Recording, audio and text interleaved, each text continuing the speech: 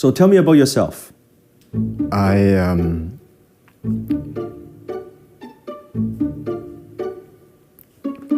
So tell me about yourself.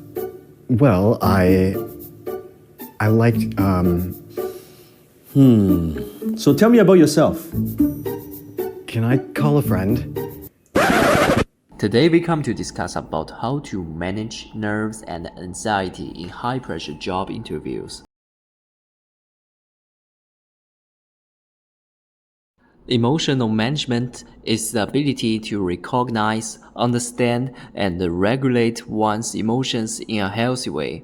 Rather than suppressing emotions, it effectively channels them so that people are able to cope with life's challenges without being overwhelmed by emotions and impulsive, especially in the face of stress or anger.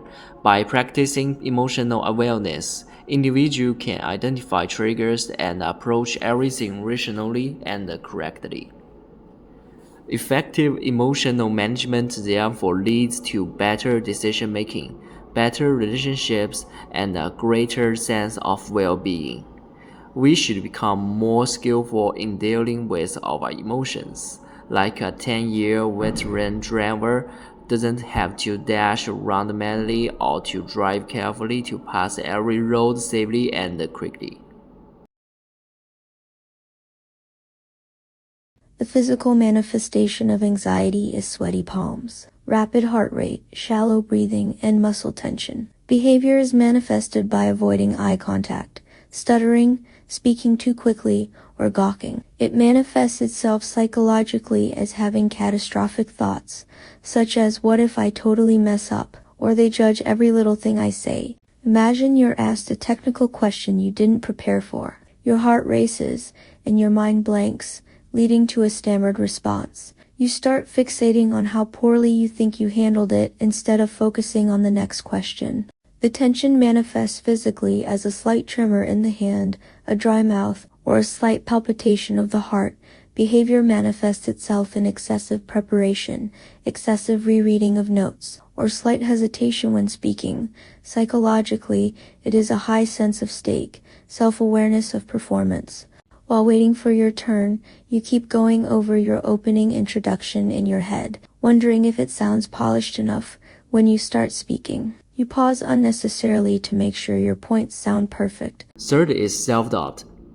The physical manifestations are tightness in the chest, fidgeting, or hesitant posture. Behaviorally are downplaying achievements, using hesitant language like I'm not sure, or avoiding direct eye contact. Mentally are inner dialogue filled with thoughts like I'm not good enough or other candidates must be better than me. The example is, imagine you are asked, why should we hire you? Instead of confidently highlighting your strengths, you begin second-guessing yourself. You might downplay your skill, saying, I think I could bring some value, instead of confidently outlining your contribution. This lack of conviction can inadvertently signal insecurity to the interviewer. Anxiety can arise when the stakes are particularly high. Find a stress that could have a significant impact on your career or financial stability. Such stress amplifies your fear of failure. This trigger is rooted in your belief that the success of the interview is crucial to your future, so you're nervous about placing extra importance on it. Imagine that you are interviewing for a position at your ideal company. You've worked hard to get to this point, and the thought of underperforming is unbearable. When you walk into the room, your desire causes your heart to race, and you're worried about being rejected. Fear of question, uncertainty, and the unpredictability of the interview process add to the tension. Not knowing what an interviewer might ask, or worrying that you aren't prepared for a challenging or unexpected question can trigger feelings of anxiety. If someone asked you, if you were to design a new strategy for our business, what would it look like? Although you've researched the company, this question is like your brain quickly forms a coherent response, but afraid to stumble or pause for too long, your hands shake, your voice quivers. Self-doubt is often triggered by the awareness that you're being evaluated. Every word, gesture, and response feels scrutinized, leading to thoughts of inadequacy or insecurity about our qualifications. Midway through the interview, you notice the interviewer jotting down notes. Instead of assuming it's positive feedback, you think, they must have caught something I said wrong. This perceived judgment feeds into your self-doubt, making it harder to speak confidently and articulate your thoughts.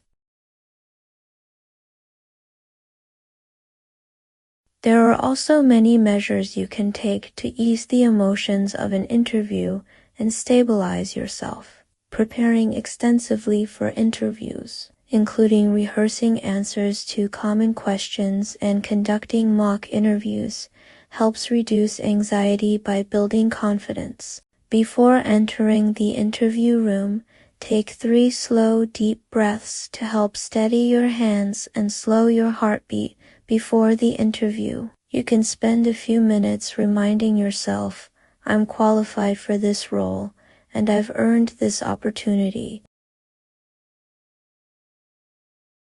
Ultimately, emotional management in interviews isn't just about calming nerves. It's about transforming these challenges into opportunities to showcase resilience, adaptability, and self-assurance. With practice and awareness, candidates can turn what may feel like a daunting experience into a meaningful step forward in their professional journey.